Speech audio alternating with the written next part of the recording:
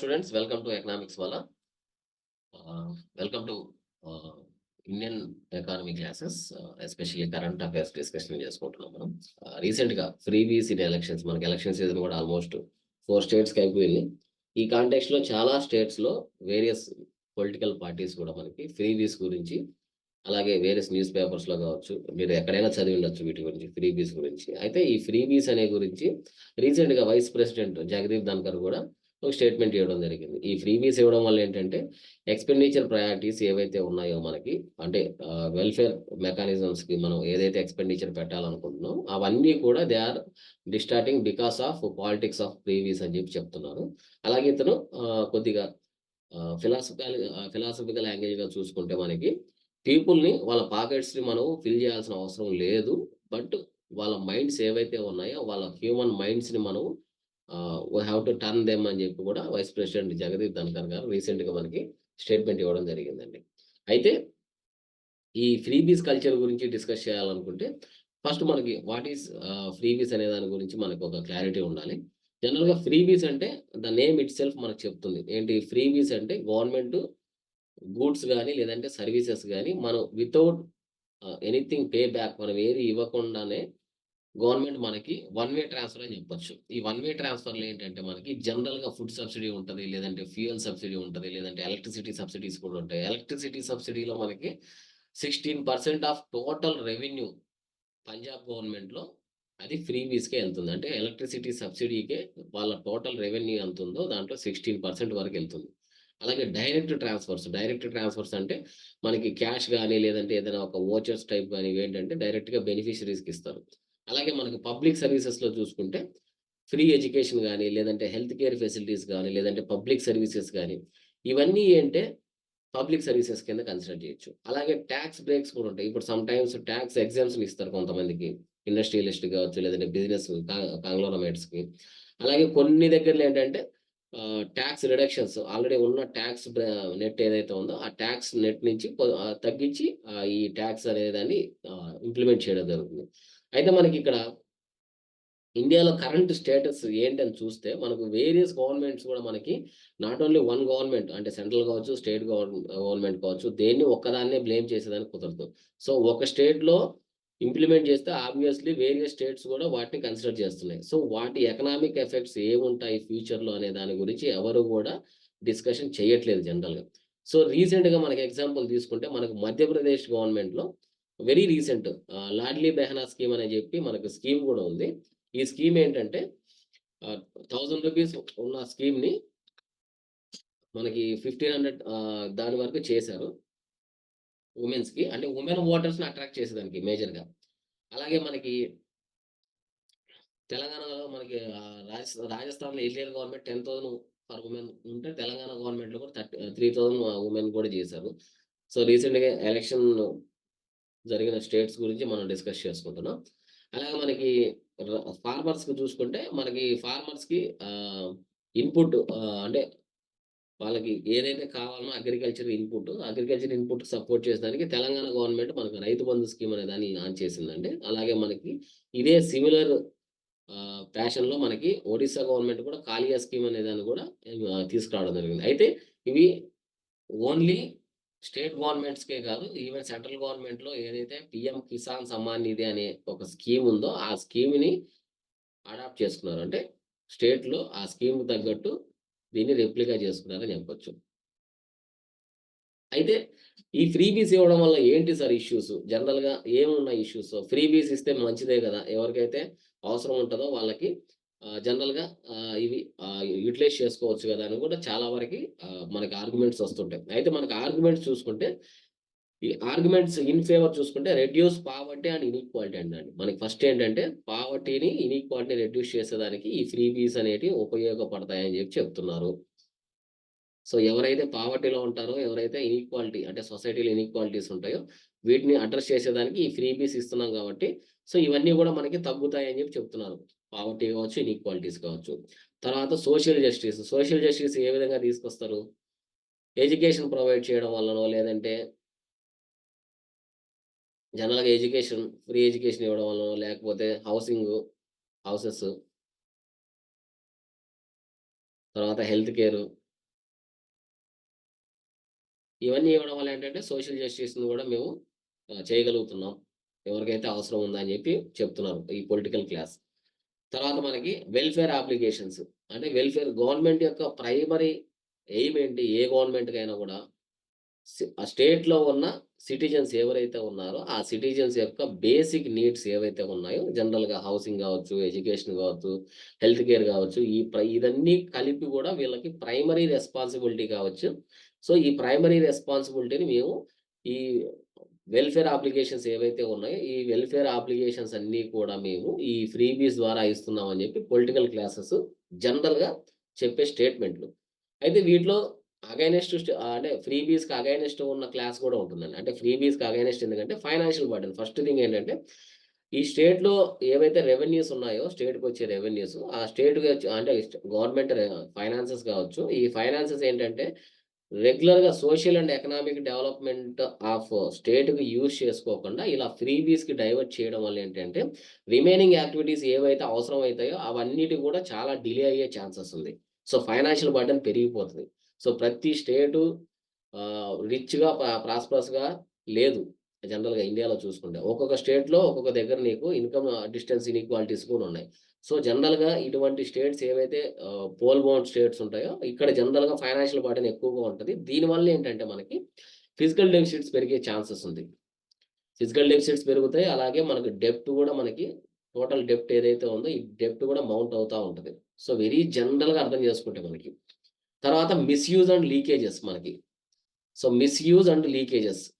ఇదేంటి misuse and leakages ఏ విధంగా sir అంటే, జనరల్‌గా మనకి ఏదైనా ఒక స్కీమ్ మనకు లాంచ్ చేసినప్పుడు ఏంటంటే ఆహ్, ఇప్పుడు మీకొక ఎగ్జాంపుల్ చెప్పాలంటే ఆహ్, రాజీవ్ గాంధీ టైంలో ఆయన ఒక స్టేట్మెంట్ చెప్పాడు. Prime minister Rajiv Gandhi time. మనం గవర్నమెంట్ నుంచి వెల్‌ఫేర్ ప్రోగ్రామ్‌కి పీపుల్‌కి ఇక్కడికి మనం ఒక రూ. 100 ఇక్కడి నుంచి మనం వెల్‌ఫేర్ పీపుల్‌కి రీచ్ కావాలని చెప్పి మనం ఎక్స్‌పెక్ట్ చేస్తే, ఇట్ ఈస్ ఓన్లీ రూ. 1 that is benefiting people. So, మధ్యలో మిస్‌యూజ్ గావచ్చు, లీకేజెస్ కావచ్చు, ఇవన్నీ గూడా ఏంటంటే, సరిగా ఎఫిషియెంట్‌గా మనం మానిటర్ చేయకపోవడం వల్ల, ఈ ఫ్రీబీస్ వల్ల గూడా ఏంటంటే, ఈ మిస్‌యూజ్ అయ్యే ఛాన్సెస్ ఉంది. అలాగే లీకేజెస్ అయ్యే ఛాన్సెస్ కూడా ఉంది. అంటే ఫండ్స్ ఏవైతే ఉన్నాయో, ఆ ఫండ్స్‌ని డైవర్ట్ చేసే ఛాన్సెస్ కూడా ఉన్నాయి. అలాగే బెనిఫిషరీస్ ఎవరైతే ఉన్నారో, ఆ బెనిఫిషరీస్ గాకుండా సమ్‌టైమ్స్ వేరే బెనిఫిషరీస్ గూడా ఇవ్వడం గూడా జరుగుతుంది. దీన్నే గోస్ట్ బెనిఫిషరీస్ అని గూడా అంటారు. సో, వాళ్ళు మనకు తెలీదు. మనకి ఎగ్జాంపుల్ తీసుకుంటే రీసెంట్‌గా ఎంఎన్‌రేగా స్కీమ్ ఉంది. ఎంఎన్‌రేగా స్కీమ్‌లో 10,00,000 జాబ్ కార్డ్స్ మనకి రిమూవ్ చేశారు. ఎందుకు? ఫేక్ డీటెయిల్స్‌తో వీళ్ళు యూజ్ చేసుకుంటున్నారు కాబట్టి. సో, కాకపోతే ఈ మిస్‌యూజ్ అండ్ లీకేజెస్ మనం చాలా వరకు కంట్రోల్ చేయగలిగాం. ఎలా అంటే మనకి జన్‌ధన్, ఆధార్ అండ్ మొబైల్ జనరల్‌గా మీరు ఏ గవర్నమెంట్ స్కీమ్ తీసుకున్నా, లేకపోతే ఎటువంటి ఫైనాన్షియల్ సపోర్ట్ తీసుకున్నా కూడా మనకేంటంటే ఆధారు, మొబైల్ లింకేజ్ ఉంటది బ్యాంక్ అకౌంట్‌కి. సో, ఇక్కడ మనకు చాలా వరకేంటంటే మిస్‌యూజ్ చేసేదానికి, లీకేజెస్ పెరిగేదానికి ఛాన్సెస్ ఉండదు జనరల్‌గా. అలాగే మోరల్ హజార్డ్ అంటే ఏంటంటే ఇప్పుడు ఫర్ సపోజ్ మనకి ఏం లేకపోయినా రెగ్యులర్‌గా మనకి ఆహ్, ఫ్రీబీస్ రూపంలో మనకు కావాల్సిన రెగ్యులర్ ఇల్లు కట్టిచ్చేశారు. తర్వాత రెగ్యులర్‌గా మంత్లీ మనకు ఇంట్లో ఒక 3000 5000 ఇస్తున్నారనుకోండి. సో, జనరల్‌గా హ్యూమన్ టెండెన్సీ ఎలా ఉంటది? సో, వర్క్ ఎందుకు చేయాలి? ఎందుకంటే గవర్నమెంట్ మనకిస్తుంది గదా! ఈ గవర్నమెంటు ప్రస్తుతం ఈ అమౌంట్ ఇస్తుంది మనకి. 5000 ఇస్తుందనుకుందాం. నెక్స్ట్ గవర్నమెంట్ ఎలక్షన్స్‌లో వచ్చినప్పుడు అది పవర్‌లోకి వచ్చేదానికి అవి గూడా మళ్ళీ సేమ్ ఇదే టాక్టిక్స్ ప్లే చేస్తారు గదా! సో, మేమెందుకు వర్క్ చేయాల్సిన అవసరం ఏముంది? So, moral hazard. సో, మోరల్‌గా ఇదొక హజార్డ్ అని జెప్పొచ్చు.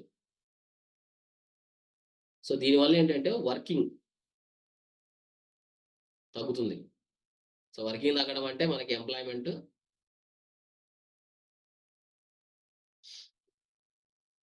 గూడా తగ్గుతది. సో, దీనివల్ల ఏంటంటే గ్రోత్. సో, మనకి రీసెంట్‌గా ఆర్‌బీఐ మానిటరీ పాలసీ కమిటీలో అషిమా గోయల్ అని కూడా మెంబర్ ఉందండి. అషిమా గోయల్ కూడా ఒక స్టేట్‌మెంట్ ఇచ్చింది. ఏమని? జనరల్‌గా ఏవైతే ఫ్రీబీస్ అని చెప్పి ఇస్తుంటారో సిటిజన్స్ సర్వీసెస్ తీసుకుంటుంటారో పొలిటికల్ క్లాసెస్ నుంచి, అవన్నీ ఫ్రీబీస్ గాదు. మీకక్కడ ఫ్రీ ఇచ్చే ఐటెమ్స్ ఏవైతే ఉన్నాయో, ఆ ఫ్రీబీస్ ఐటెమ్స్ మొత్తం గూడా మళ్ళీ వాళ్ళు వేరే రకంగా కలెక్ట్ చేసుకుంటారు. అందుకే మనకి సర్టెన్ ఐటెమ్స్ మీద మనకి ఇన్‌ఫ్లేషన్ రేట్ చూసుకుంటే అర్థమైతది. సో, మనం ఒక దగ్గర ఫ్రీగా తీసుకుంటున్నామంటే, ఇంకో దగ్గర ఖచ్చితంగా పే చేస్తాం. సో, ఇది నా స్టేట్‌మెంట్ గాదు. అషిమా గోయల్ గారి స్టేట్‌మెంట్ ఇది. తర్వాత మనకి వేస్ట్ ఎక్స్‌పెన్సెస్ అంటే ఆల్రెడీ ఇప్పుడు ఫర్ సపోజ్ టీవీస్ ఉన్నాయి. మన స్మార్ట్ ఫోన్స్ కావచ్చు, టెలివిజన్స్ కావచ్చు. 2016 మనకి జియో ఇంట్రొడ్యూస్ అయిన తర్వాత నుంచి మనకి ఆల్‌మోస్ట్ ఇంటర్నెట్ పెనట్రేషన్ చాలా వరకు పెరిగిపోయింది. ఈవెన్ ఇంటర్నెట్ యూజర్స్ గూడా మనకి చాలా వరకి పెరిగారు ఇండియాలో. స్మార్ట్ ఫోన్స్ యూసేజ్ పెరిగిపోయింది. సో, ఇప్పుడు మీరు పొలిటికల్ క్లాస్ ఎవరైతే ఉన్నారో ఫ్రీబీస్ మీరు ఏం జేస్తారు? స్మార్ట్ ఫోన్స్ గావచ్చు, లేదంటే స్మార్ట్ టీవీస్ గావచ్చు, ఇలాంటివి మేమిస్తామని జెప్తారు ఎలక్షన్స్ క్యాంపెయినింగ్‌లో. సో, ఇవన్నీ వేస్ట్‌ఫుల్ ఎక్స్‌పెన్సెస్. ఎందుకంటే ఆల్రెడీ ఎక్స్‌పెన్సెస్ ఇది మీరు ఏవైతే ప్రొడక్ట్స్ ఇస్తున్నారో, ఈ ప్రొడక్ట్స్ ఆల్రెడీ వెరీ రూరల్ ఏరియాస్‌కి గావచ్చు, అర్బన్ ఏరియాస్‌కి గావచ్చు, అన్నిటి దగ్గర రీచ్ అయిపోయింది. So, there is no point in giving. So, మళ్ళీ మీరు ఇవన్నీ ఇవ్వడానికి అవసరం లేదు బేసిక్‌గా. So, these are wasteful expenses అని కూడా చెప్పొచ్చు. అయితే మనకి కొన్ని స్టేట్స్‌లో చూసుకుంటే మనకి అంటే ఇష్యూస్ ఏమున్నాయని మనం జనరల్‌గా ఇప్పుడు పంజాబ్ ఉంది మనకి ఒక ఎగ్జాంపుల్ చెప్పాలంటే. సో, పంజాబ్ ఎందుకు చెప్తున్నా అంటే పంజాబ్ మాత్రమే గుర్తుంది నాకు. పంజాబ్ ఏంటంటే 16% ఆఫ్ రెవెన్యూస్ వాళ్ళు సంపాదించే గవర్నమెంట్ ఫైనాన్సెస్‌లో వాళ్ళకొచ్చే రెవెన్యూసెస్‌లో 16% ఫ్రీబీస్‌కే ఎళ్తుంది. సో, ఆబ్వియస్లీ నీకు 16% ఎళ్తుందంటే రిమైనింగ్ 84% స్టేట్ డెవలప్‌మెంట్ కోసం ఎంత యూజ్ చేస్తారు? అంటే స్టేట్‌లో సోషియో ఎకనామిక్ డెవలప్‌మెంట్ ఏదైతే ఉందో ఇవన్నీ కూడా చాలా వరకి ఎఫెక్ట్ అయితాయి. సో, ఇది మనకి. తర్వాత మనకి ఆహ్, ఆల్రెడీ డిస్కస్ చేసాం. ఫిజికల్ డెఫిసిట్ దీనివల్ల ఫిజికల్ డెఫిసిట్ పెరుగుతది. తర్వాత డెఫిసిట్స్ పెరుగుతాయి.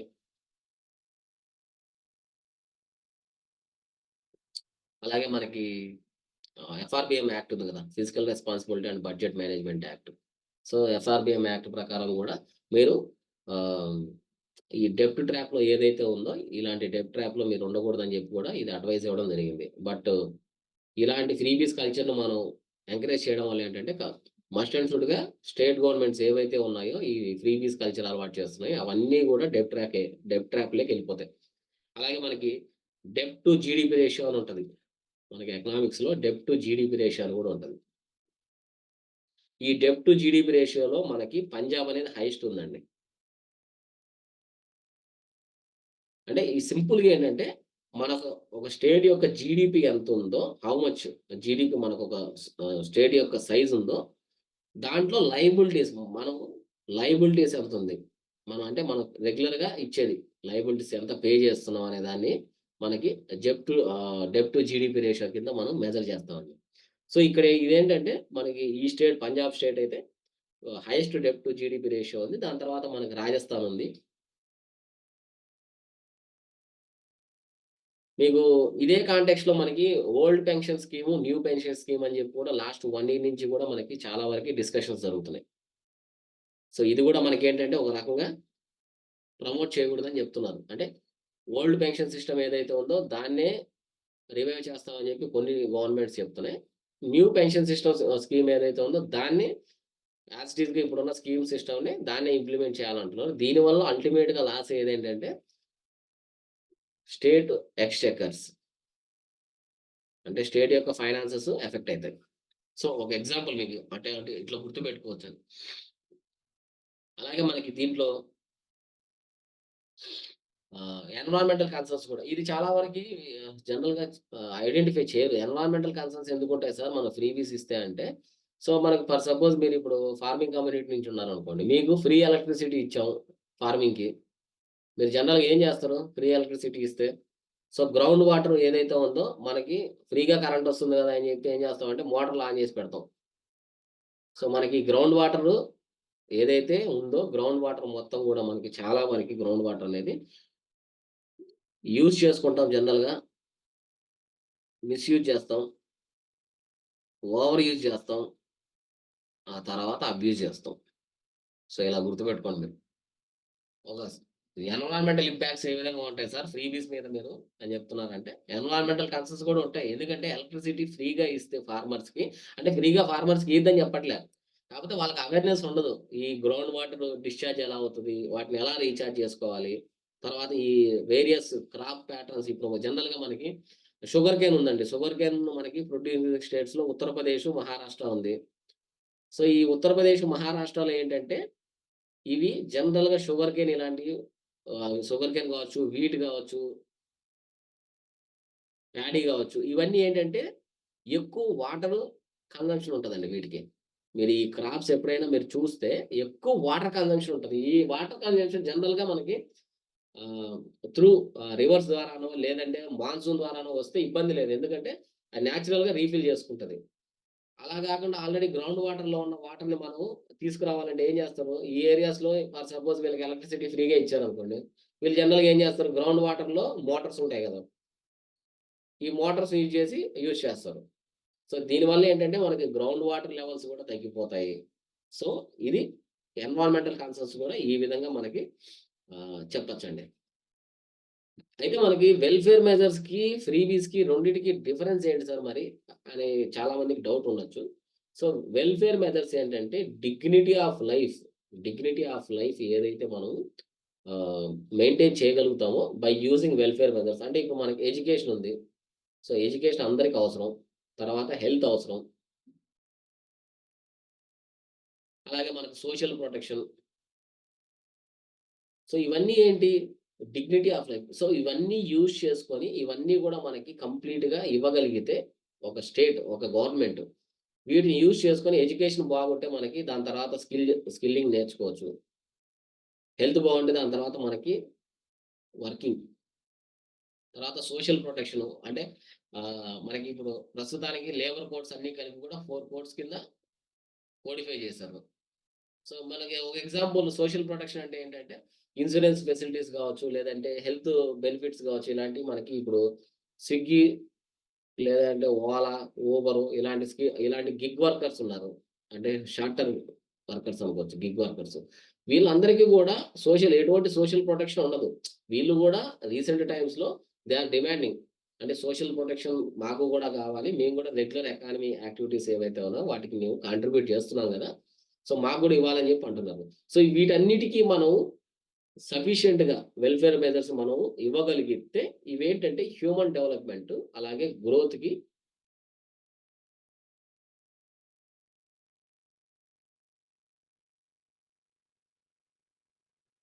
రీచ్ అవుతారు. సో, ఇది వెల్‌ఫేర్ మెజర్స్‌ని తీసుకునేది. ఇప్పుడు మనకి ఈ వెల్‌ఫేర్ మెజర్స్‌లో ఎగ్జాంపుల్‌గా పీడీఎస్ సిస్టమ్ ఉంది.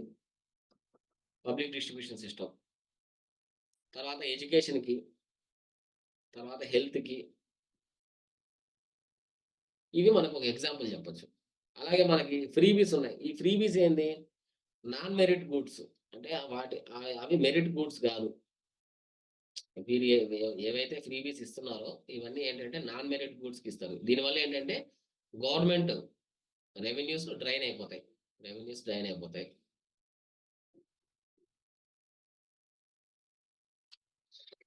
తర్వాత మనకి ఆల్రెడీ డిస్కస్ చేసుకున్నట్టు మోరల్ హజార్డ్ కూడా ఉంటది. అంటే వర్క్ ఎందుకు చేయాలి? వర్క్ మనం చేయాల్సిన అవసరం లేదు కదా! అని మోరల్ హజార్డ్ కూడా ఉంటది. సో, ఇలాంటి ఎగ్జాంపుల్‌లో మనం చూసుకుంటే laptops, bicycles, two wheelers.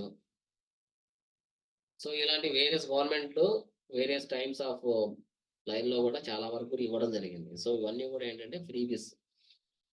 So, ఇది డీటెయిల్డ్‌గా మనకి discussion on freebies culture in India. అయితే మనకిక్కడ ఆహ్, ఈ గవర్నమెంట్ అయితే ప్రస్తుతానికి ఫ్రీబీస్ గురించి ఇది మాత్రమే డిస్కషన్. అయితే మనకి ఫ్రీబీస్ గురించి ఒక పాపులర్ ప్రోవర్బ్ గూడా ఉందని జెప్పొచ్చు. Freebies are paradise for policy makers and nightmare for economist అని జెప్పి గూడా ఉంటది. సో, దీని గురించి మీకేదన్నా ఐడియా ఉంటే దాన్ని ఏ విధంగా మీరు జస్టిఫై చేయగలుగుతారో సో, మీరు కామెంట్‌లో మెన్షన్ జేయొచ్చు. So, this is everything about ఆహ్, ఫ్రీబీస్ కల్చర్ ఇన్ ఇండియా. అలాగే వాటి వల్ల మనకి ఏ విధమైన ఎఫెక్ట్స్ ఉంటాయి. సొసైటీలో గావచ్చు, ఎకనామిక్‌గా గావచ్చు, లేదంటే సోషల్‌గా గావచ్చు, ఎన్విరాన్మెంటల్‌గా గావచ్చు. సో, ఇవన్నీ బ్రాడ్‌గా, హోలిస్టిక్‌గా థింక్ చేయండి. ఫ్రీబీస్‌కి మీరు అగైనెస్టా? లేదా ఫేవర్ అనేది గూడా మీరు కామెంట్‌లో మెన్షన్ చేయండి. ఫేవర్ అయితే ఎందుకు ఫేవర్? అగైనెస్ట్ అయితే ఎందుకు మీరు అగైనెస్ట్‌గా ఉన్నారు? సో, అలాగే ఇటువంటి ఫ్రీబీస్ ఇంకా ఏమున్నాయి? వేరియస్ గవర్నమెంట్ స్కీమ్స్‌లో కావచ్చు, లేదంటే ఎలక్షన్ సీజన్స్‌లో అనౌన్స్ చేసే కావచ్చు. ఇవన్నీ మెన్షన్ చేయొచ్చు. Thank you for watching the class and happy learning.